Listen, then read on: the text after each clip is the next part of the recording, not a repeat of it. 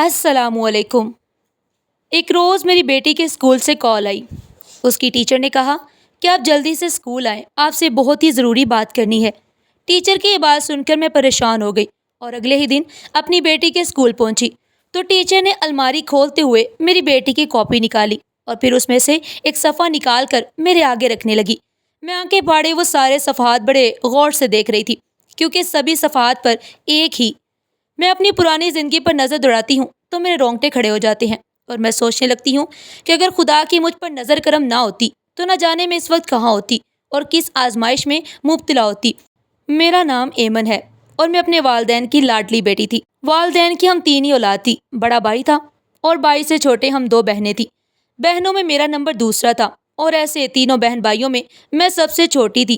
سب سے چھوٹی ہونے کی وجہ سے ماں باپ کی لاڈلی بھی تھی اور شاید یہ اسی لاڈ پیار کا نتیجہ تھا کہ میں بڑی تو ہو چکی تھی، بچپن سے شرارتیں، لڑکپن اور لڑکپن سے اب جوانی کی دہلیز پر قدم رکھ چکی تھی، مگر ابھی تک میری فطرت میں سے یہ بچپنا نہیں گیا۔ بلکہ مجھے آج بھی اچھی طرح سے یاد ہے کہ ابا اکثر میری طرف دیکھ کر پریشان ہو جایا کرتے اور اماں سے کہا کرتے تھے کہ ایمن کی ماں یہ لڑکی کیا کرے گی سسرال جا کر، آخر اسے کچھ سمجھایا کرو۔ مگر اماں ہمیشہ ابا کی یہ بات سن کر مسکرایا کرتی اور کہا کرتی آپ دیکھیے گا سسرال جا کر یہ اچھی بلی ہو جائے گی۔ یہ جو لاپروائیاں اور یہ بچپنا ہے نا، یہ ماں باپ کے گھر ہی ہوتا ہے۔ جب کندھوں پر ذمہ داری پڑتی ہے تو پھر سب لڑکیاں خود بخود سمجھدار ہو جاتی ہیں۔ ابا کے چہرے سے صاف پتہ چلتا تھا کہ وہ مطمئن تو نہیں ہوئے مگر وہ خاموش ہو جایا کرتے۔ خیر اسی طرح وقت آہستہ آہستہ گزرتا رہا۔ میرے بڑے بھائی بہن کی شادی ہو چکی تھی اور اب شادی کی باری میری تھی۔ اماں ابا رشتہ دیکھ رہے تھے۔ میں بہت زیادہ خوش تھی۔ مجھے اس بات سے کوئی لینا دینا نہیں تھا کہ میں رخصت ہو کر سسرال جا رہی ہوں۔ شوہر کے گھر کی ذمہ داریاں میرے کندھوں پہ آ جائیں گی، اس طرح کی مجھے کوئی بھی پرواہ نہیں تھی۔ میں تو بس خوش تھی کہ شادی ہو رہی ہے، میرے پاس نئے کپڑے ہوں گے، نئے جوتے ہوں گے، میک اپ کا سامان ہوگا۔ بس میں انہی چیزوں کو لے کر دل ہی دل میں خوش ہو جایا کرتی۔ خیر اسی طرح وقت گزرتا رہا اور دیکھتے ہی دیکھتے میری شادی کا دن بھی آن پہنچا۔ ماں باپ کی ہزاروں دعاؤں میں رخصت ہو کر فیاض کے ساتھ اس کے گھر آ گئی۔ شادی کے شروع کے دن تو بہت اچھے تھے، بہت ہی خوبصورت تھے۔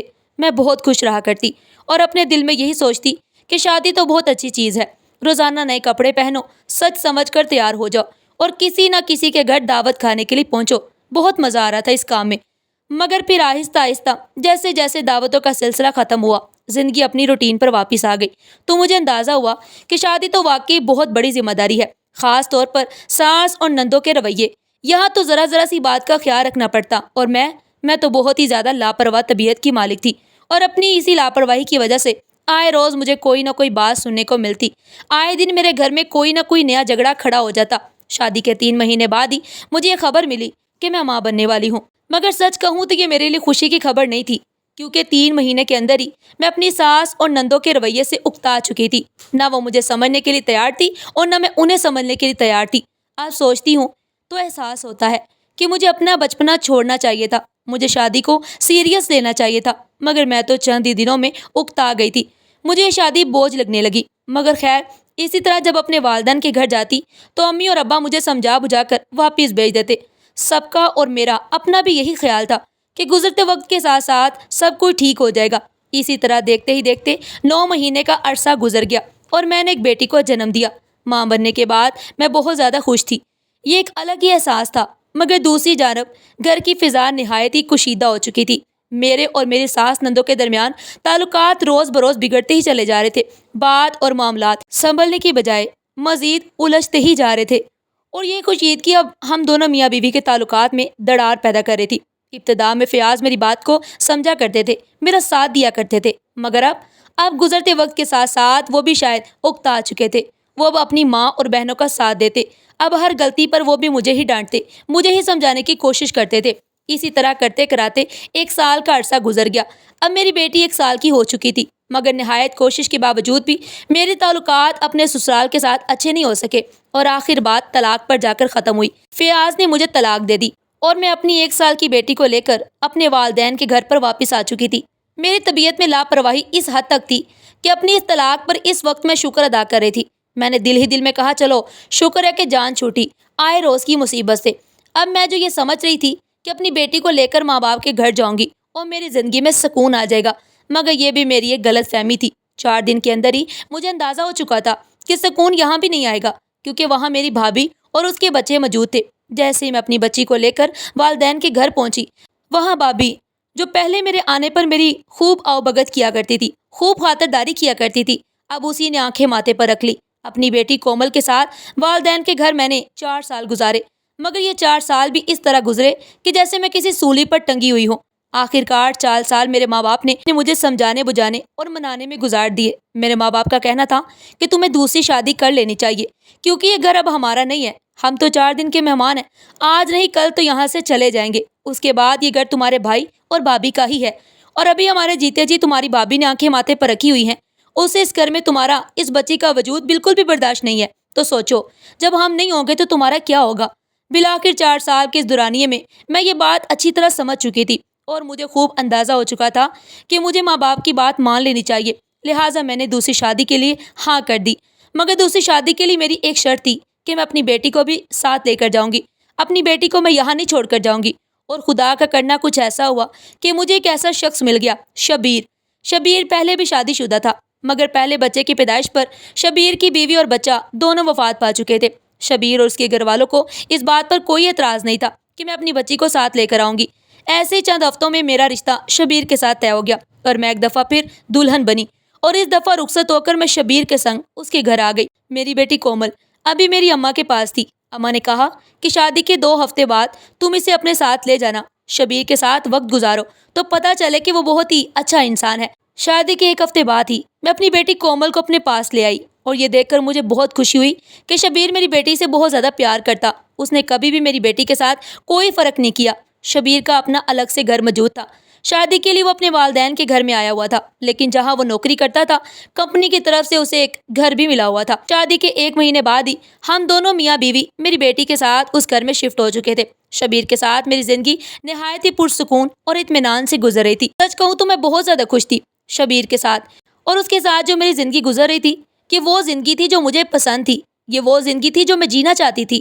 آئے روز ہم دونوں کسی نہ کسی پارٹی میں مدعو ہوتے۔ شبیر کا سوشل سرکل اتنا بڑا تھا، اور دھیرے دھیرے میری بھی بہت سی نئی سہیلیاں اور دوست بن رہے تھے۔ ہمارے گھر میں بھی ہر 10 دن بعد ایک بڑی پارٹی ارینج کی جاتی۔ گھر میں نوکر چاکر تھے، 2 گاڑیاں تھی، ہر طرف پیسے کی ریل پیل تھی، اور سب سے بڑی اور مزے کی بات یہ کہ کوئی بھی روک ٹوک کرنے والا وہاں پر موجود نہیں تھا، اور میں بہت زیادہ خوش تھی۔ شبیر وہ تو اتنا اچھا ثابت ہوا کہ اسے تو میری کسی بات سے کوئی بھی گلہ نہیں تھا۔ میں جس وقت گھر سے جاؤں، جس وقت گھر سے واپس آؤں، جیسا چاہے لباس پہنوں، اسے میری کسی بات پر کوئی بھی اعتراض نہیں تھا۔ ایسا کہا جائے کہ میں اپنی من پسند زندگی جی رہی تھی، اپنے خوابوں کی زندگی جی رہی تھی۔ میں بہت زیادہ خوش تھی، اور میری طرف دیکھ کر میرے والدین بھی خوش تھے، میرے بہن بھائی بھی خوش تھے کہ چلو اس کی زندگی سے مشکلات ختم ہوئی، تو سب نے سکون کا سانس لیا۔ میری بیٹی کو میں اسکول میں داخل کروا چکی تھی۔ گھر میں 2 3 ملازمائیں تھیں جو سارے گھر کا کام بھی کرتی اور میری بیٹی کی دیکھ بھال بھی۔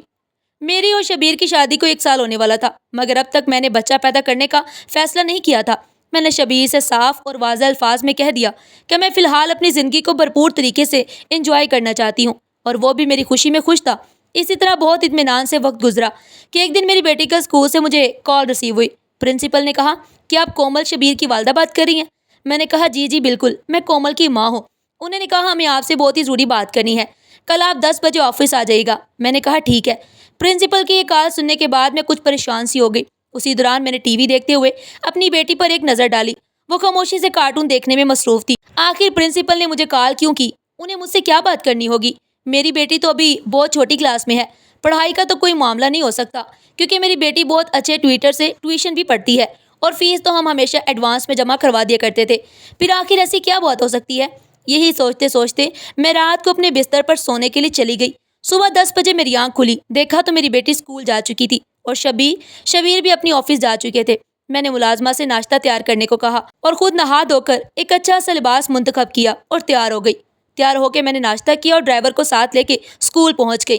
آفس میں پرنسپل کے پاس پہنچی تو انہوں نے مجھے بیٹھنے کا اشارہ کیا اور انٹر کام اٹھا کر کومل شبیر کی ٹیچر کو آفس میں بلایا۔ میں خاموشی سے یہ ساری کاروائی دیکھ رہی تھی اور دل ہی دل میں دعا کر رہی تھی کہ یا اللہ سب خیریت ہو۔ نہ جانے کیوں میرا دل بری طرح سے گھبرا رہا تھا۔ پرنسپل نے مجھے پانی کا گلاس پیش کیا۔ کومل کی ٹیچر ابھی آفس میں نہیں آئی تھی کہ پرنسپل نے مجھ سے کوئی سوال جواب شروع کیے۔ وہ کہنے لگی کہ آپ کومل کی سگی ماں ہیں؟ میں نے حیرت سے ان کے چہرے کی طرف دیکھا اور تلخ لہجے میں کہا یہ کیسا سوال ہے؟ میں کومل کی سگی ماں ہوں۔ پرنسپل اسی طرح کے چھوٹے موٹے مزید سوالات کرنے لگی کہ اسی دوران کومل کی ٹیچر آفس میں داخل ہوئی۔ سلام کہنے کے بعد وہ بھی میرے برابر والی کرسی پر آ کر بیٹھ گئی۔ میں نے اپنا تعارف کروایا اور بتایا کہ میں کومل کی والدہ ہوں، تو اس نے بھی بتایا کہ میں کومل کی ٹیچر ہوں۔ میں نے ان سے پوچھا کہ کہیں آپ نے مجھے کس لیے آفس میں بلایا، سب خیریت تو ہے نا؟ ٹیچر نے ایک نظر پرنسپل کی جانب دیکھا اور کہنے لگی کہ آپ کومل کی والدہ ہیں، آپ بتا سکتی ہیں کہ آپ کی بچی کو کیا پریشانی ہے؟ کیا گھر میں آپ دونوں میاں بیوی لڑتے جھگڑتے ہیں؟ میں نے کہا بالکل بھی نہیں، ہم دونوں میاں بیوی بہت ہی پیار اور محبت سے رہتے ہیں، مگر آپ یہ سوال کیوں کر رہی ہیں؟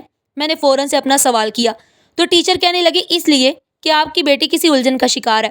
ٹیچر کی بات سن کر میرے چہرے پر پریشانی پھیل چکی تھی۔ میں نے الجھتے ہوئے ان سے سوال کیا کہ معذرت، میں آپ کی بات کو سمجھی نہیں۔ تبھی ٹیچر نے کہا کہ میں آپ کو ایک چیز دکھاتی ہوں جس سے مجھے تو یہ اندازہ ہو رہا ہے کہ آپ کی بیٹی کے دل میں کوئی بات ہے، کوئی ڈر یا کوئی خوف، یا وہ کسی الجھن کا شکار ہے، آپ خود دیکھ لیجئے۔ پھر ٹیچر نے میرے سامنے مختلف صفحات رکھنے شروع کیے، ایک صفحہ، پھر دوسرا، پھر تیسرا، اور اس طرح کافی سارے وہ صفحات جس پر کومل نے ڈرائنگ بنائی ہوئی تھی۔ میز پر پھیلے ان تمام صفحات کو دیکھ کر میں حیران رہ گئی۔ مجھے ایسے محسوس ہو رہا تھا کہ جیسے میرا دل کسی گہری کھائی میں ڈوبتا ہی چلا جا رہا ہو، کیونکہ وہ صفحات چیخ چیخ کر ایک کہانی بیان کر رہے تھے، مگر میرا دل ماننے کو تیار ہی نہیں تھا کہ کیا یہ کہانی سچی بھی ہو سکتی ہے۔ نہیں، ایسا نہیں ہو سکتا۔ میرے دل سے مسلسل یہ آواز آ رہی تھی۔ ان صفحات پر کومل نے ڈرائنگ بنائی ہوئی تھی۔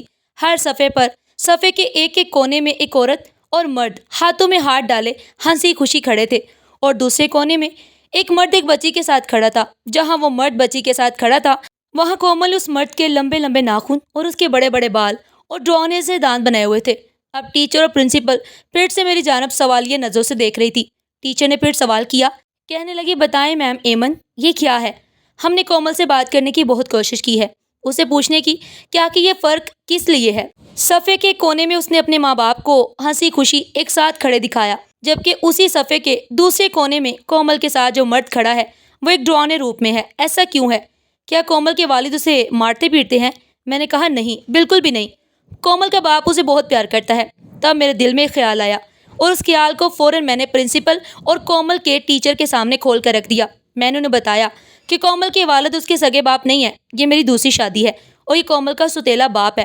میری یہ بات سن کر کومل کے ٹیچر اور پرنسپل دونوں چونک گئی، کہنے لگی کہ فوراً اپنی بچی پر توجہ دیجیے اور اس بات کی گہرائی کو سمجھنے کی کوشش کیجیے کہ آخر آپ کی بیٹی کہنا کیا چاہتی ہے، کیونکہ یہ ڈرائنگ اور یہ 10 سے 15 صفحات چیخ چیخ کر بتا رہے ہیں کہ بچی کچھ کہنا چاہتی ہے، بچی کسی الجھن کا شکار ہے، اور وہ الجھن کیا ہے اب یہ پتہ کرنا آپ کا کام ہے۔ میں اس قدر صدمے میں تھی کہ میں کوئی جواب نہ دے سکی۔ تبھی پرنسپل اپنی جگہ سے اٹھی اور میرے پاس آ کر کہنے لگی ایمن، اگر آپ کہیں تو ہم آپ کو کسی اچھے سائیکیٹرسٹ کا بتا سکتے ہیں، آپ کومل کو لے کر اس کے پاس جائیں، بچی کے دل و دماغ میں جو بھی الجھن ہے سائیکیٹرسٹ اسے نکال لیں گی۔ میں نے کہا ٹھیک ہے، مگر پہلے میں خود کوشش کرنا چاہتی ہوں، میں اس کی ماں ہوں، مجھے پورا یقین ہے کہ اس کے دل میں جو بھی بات ہوگی وہ مجھے ضرور بتائے گی۔ اس دن میں اپنی بیٹی کو 11 بجے ہی اسکول سے گھر لے آئی۔ گھر واپس لوٹی تو دیکھا گھر میں کوئی بھی نہیں تھا۔ شبیر کے گھر آنے جانے کا کوئی خاص مقرر وقت نہیں تھا۔ میں اپنی بیٹی کو لے کر سیدھی اپنے کمرے میں آ گئی اور میں نے اسے بہت پیار کے ساتھ سمجھایا کہ میں اس کی ماں ہوں، میں اس کے لیے کچھ بھی کر سکتی ہوں۔ آہستہ آہستہ سمجھاتے بجھاتے میں نے اسے پوچھا کہ کیا تمہیں پاپا سے ڈر لگتا ہے؟ وہ خاموش نظر سے میری طرف دیکھنے لگی تو میں نے پھر ایک اور سوال کیا اور کہا کہ پاپا تمہیں اچھے لگتے ہیں؟ اب بھی اس نے کوئی جواب نہیں دیا۔ میں نے اگلا سوال کیا کہ کیا پاپا تمہیں پیار کرتے ہیں؟ وہ اب بھی خاموش تھی۔ پھر میں نے اسے کہا کہ کیا بابا تمہیں تنگ کرتے ہیں؟ تمہیں ان سے ڈر لگتا ہے؟ وہ کچھ دیر خاموش نظروں سے میری جانب دیکھتی رہی، پھر اس نے دھیرے سے ہاں میں سر ہلا دیا۔ یہ دیکھ کر میرا دل جیسے کسی نے مٹھی میں جکڑ لیا تھا۔ تکلیف کی شدت سے میری آنکھوں میں آنسو آ چکے تھے۔ کاش کہ یہ سچ نہ ہوتا، کاش شبیر ایسا انسان نہ ہوتا، مگر یہی حقیقت تھی۔ پھر اس کے بعد میں اپنی بیٹی کو اپنے ساتھ رکھنے لگی۔ دن رات میں سائے کی طرح اس کے ساتھ رہتی، اور پھر چند دن کے اندر ہی جب بیٹی کے ساتھ رہنا شروع کیا تو پتہ چلا کہ اس کے ساتھ نازیبا حرکات کرنے کی کوشش کرتا تھا، مگر وہ بچی ڈر جاتی تھی۔ میں نے اپنی بچی کو ڈاکٹر سے معائنہ بھی کروایا تو پتہ چلا کہ ابھی اس نے میری بچی کے ساتھ کوئی غلط حرکت نہیں کی تھی، ابھی وہ بچی کو اس راستے پر لانے کی کوشش کر رہا تھا۔ بچی کے ساتھ چھوٹی موٹی حرکات کرتا اور اس کی انہی حرکات سے بچی ڈر چکی تھی۔ تقریباً 10 سے 15 دنوں کے اندر مجھ پر ساری حقیقت کھل چکی تھی، اور اب میں نے فیصلہ کر لیا تھا کہ مجھے کیا کرنا ہے۔ اس دن میں نے اپنی تمام ضروری چیزیں اور اپنی بیٹی کی چیزیں ایک بیگ میں اکٹھی کی۔ جب میں گھر چھوڑ کر جانے لگی تو شبیر حیران پریشان میرے پیچھے دوڑا اور کہنے لگا کہ آخر وجہ کیا ہے، مجھے کچھ بتاؤ تو۔ میں نے کومل کی بنائی ہوئی وہ تمام ڈرائنگس اس کے آگے رکھی اور خاموشی سے وہاں سے نکل آئی۔ اس کے بعد میں اپنے گھر آ گئی، اماں ابا کے پاس دوبارہ سے۔ مگر اس دفعہ میں نے فیصلہ کر لیا تھا کہ میں بھائی اور بھابھی کے گھر بیٹھ کر ان پر بوجھ نہیں بنوں گی۔ میں نے اپنے ماں باپ کو صاف الفاظ میں بتا دیا تھا کہ مجھے آپ کی جائیداد میں سے اپنا حصہ چاہیے۔ یہ دیکھ کر بھائی اور بھابھی کے ماتھے پر بل تو پڑ چکے تھے، مگر اب یہ میری اور میری بیٹی کی زندگی کا سوال تھا۔ لہٰذا میرے ابا نے خاموشی سے جائیداد میں سے میرا حصہ میرے حوالے کیا، اور اس کے بعد اس رقم سے میں نے اپنا ایک ذاتی گھر خریدا اور اپنی بیٹی کو لے کر وہاں شفٹ ہو گئی۔ اب میری بیٹی جس اسکول میں تعلیم حاصل کری تھی، اس اسکول میں تدریس کے فرائض سر انجام دے رہی ہوں۔ اور ہاں، آخر میں اپنے سننے والوں کو یہ بھی بتاتی چلوں کہ میں نے اپنے والدین کو بھی اپنے پاس بلا لیا ہے۔ اب میری زندگی نہایت ہی اطمینان اور سکون سے گزر رہی ہے۔ ناظرین، آپ کو آج کی یہ کہانی کیسی لگی اور آپ نے اس کہانی سے کیا سبق سیکھا؟ کمنٹ باکس میں اپنی قیمتی رائے کا اظہار ضرور کیجیے گا، اور مزید اس طرح کی سبق آموز کہانیاں اور واقعات سننے کے لیے ہمارے چینل ایڈیو پن پوائنٹ کو ضرور سبسکرائب کریں، اور اگر ویڈیو اچھی لگی ہو تو زیادہ سے زیادہ شیئر کریں اور لائک کرنا مت بھولیے گا۔ اپنا اور اپنے پیاروں کا بہت سارا خیال رکھیے گا۔ شکریہ۔ اللہ حافظ۔